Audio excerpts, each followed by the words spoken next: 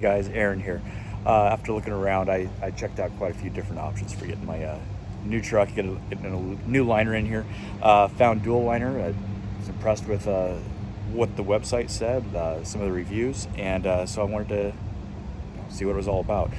So this video here will be just a quick little install video as well as overall impressions at the end. So, all right, guys. Without any further ado, let's get going. FedEx just dropped this off, and it's a big box. I could say it's about 6 feet long.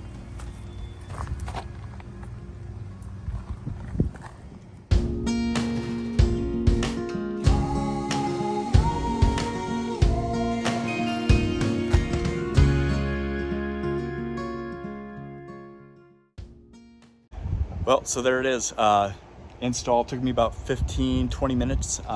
There was no other tools required other than the T30 for the tailgate, and that was about it.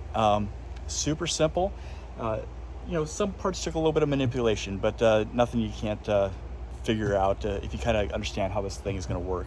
I'm ready to go put it to work, and I'm confident that this is going to last just as long as the truck will. So anyway, dual liner, appreciate you guys, and we'll see you guys next time.